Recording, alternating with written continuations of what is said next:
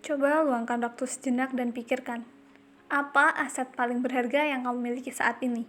Apakah itu rumah, kendaraan, atau tabungan di bank? Sadar atau tidak, ada satu aset yang sering kita lupakan, padahal dialah yang menemani kita setiap detik, yaitu tubuh kita sendiri.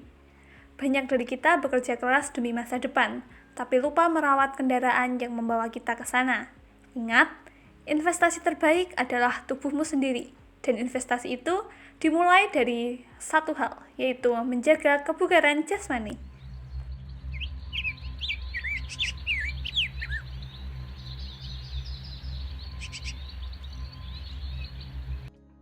Sebelum kita membahas lebih jauh, sebenarnya apa kebugaran jasmani itu? Banyak orang mengira orang bugar adalah orang yang mahir berolahraga atau memiliki tubuh atletis.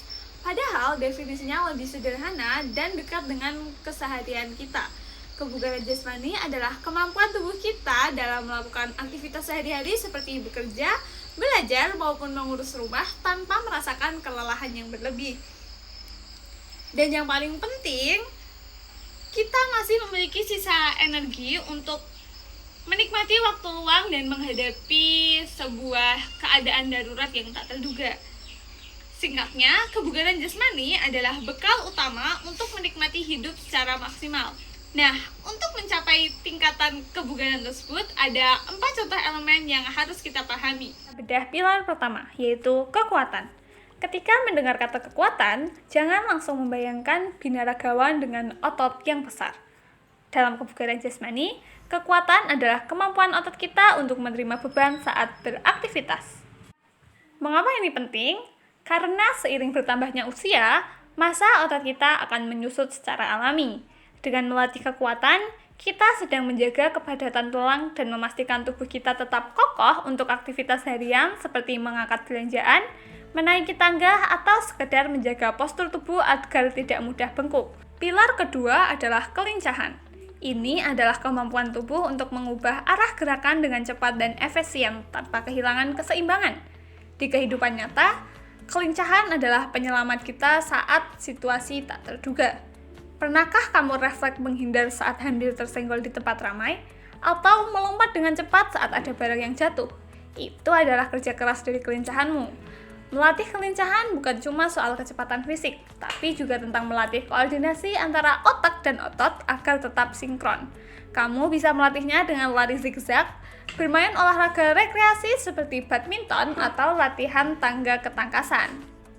Selanjutnya, pilar ketiga yang sering diremehkan namun sangat krusial, keseimbangan. Keseimbangan adalah kemampuan untuk mempertahankan posisi tubuh baik dalam keadaan diam maupun bergerak.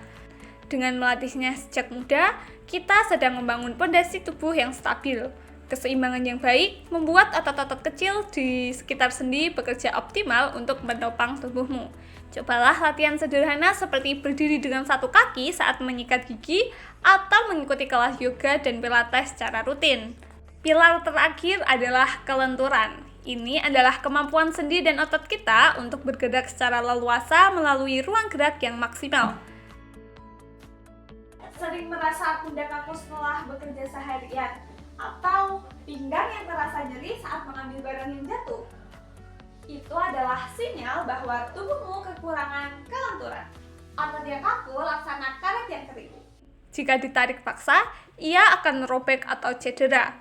Kelenturan memberikan tubuhmu kebebasan bergerak dan mempercepat proses pemulihan otot setelah beraktivitas.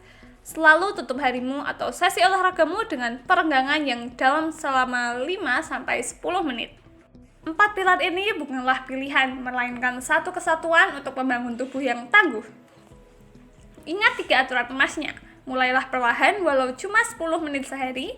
Cari aktivitas yang kamu sukai agar terasa menyenangkan. Dan ingat bahwa konsistensi jauh lebih penting daripada intensitas yang berlebihan.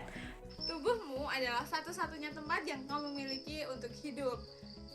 Rawat ia hari ini dan petik hasilnya di masa depan. Yuk wujudkan prestasimu dan mulai gerakan tubuhmu hari ini.